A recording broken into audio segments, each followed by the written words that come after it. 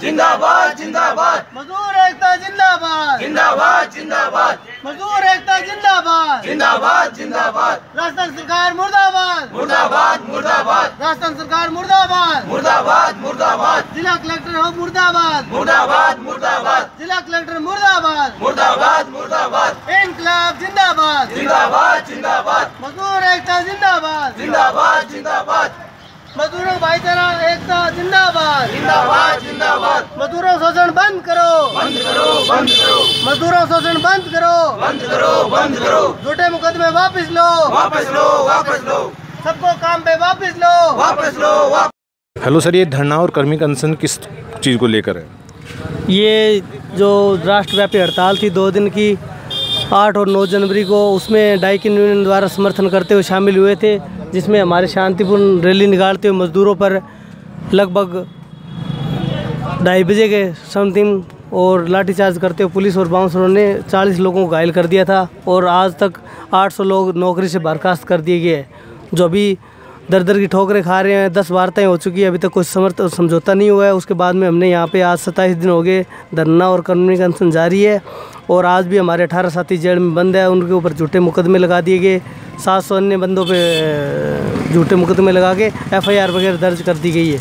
इसको लेके हमने यहाँ पे प्रबंधक और प्रशासन के मध्यस्थता में ये धरना चालू किया था, लेकिन आज तक कोई निस्तारण नहीं हुआ है। सर, ये कहाँ की घटना है? हमारे दर्शकों को विस्तार से बताइए, ये कहाँ की घटना है, कब हुई, किस प्रकार से हुई?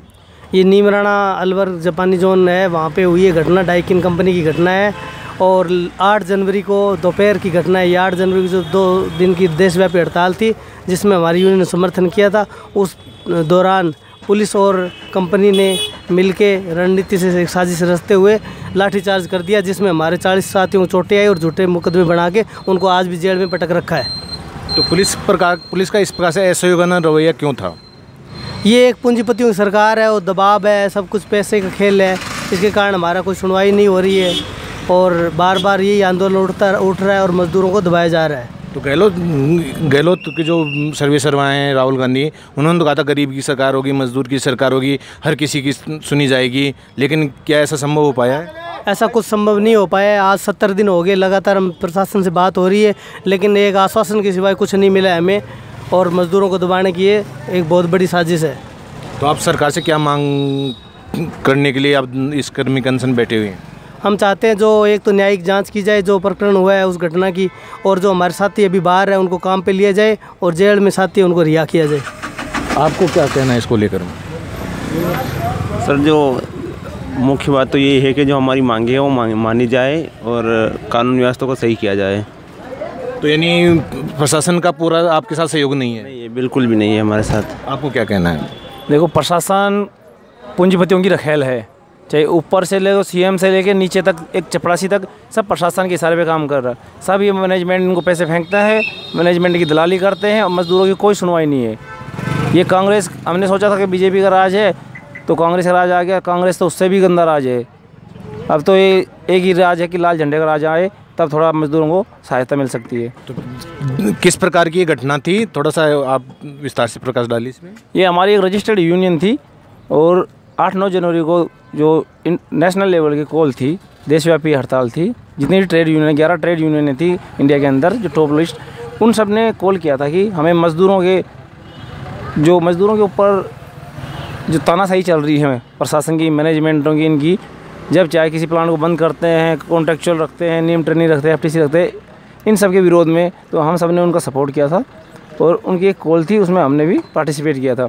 तो हम अपनी रैली शांतिपूर्ण ढंग से रैली निकाल रहे थे, तो अचानक से कंपनी के बाउंसर और पुलिस प्रशासन उन सब ने मिल के निहत्थे मजदूरों पे लाठीचार्ज कर दिया, आंसू गैस के गोले छोड़े और दौड़ा के महिला कर्मी थी उनको भी दौड़ा के पीटा गया। तो उसकी जो न्यायिक जांच हो, जितने मजदूर बाहर हैं उन सबको कंपनी को वापस जो स्थिति पहले थी हड़ताल से पहले, वो स्थिति वैसे की वैसे बनाए, प्रशासन इसमें सपोर्ट करे और जो भी अधिकारी है, जो भी है, जो भी इसमें दोषी पाया जा रहा है, उसकी न्यायिक जांच और उसे सज़ा मिले। जिस प्रकार से राहुल गांधी हमेशा मोदी पे आरोप लगाते हैं कि ये पूंजीपतियों की सरकार है, तो क्या राहुल गांधी के लिए भी ऐसा लागू नहीं होगा?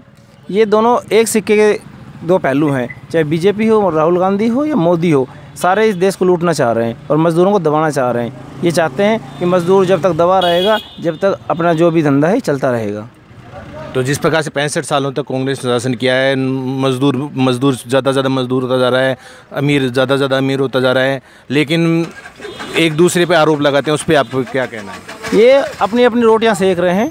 चुनावी माहौल आता है तो वो उसकी बुराई करना शुरू कर देता है, वो उसकी बुराई शुरू कर देता है। ये घड़ियाली आंसू आते हैं मज़दूरों के पास जाके, उनके पास बैठ जाते हैं, और कहीं कोई प्रॉब्लम होती है उनके पास जाके बैठ जाते हैं, लेकिन मज़दूरों का कोई हल नहीं हो रहा। आपको क्या कहना है?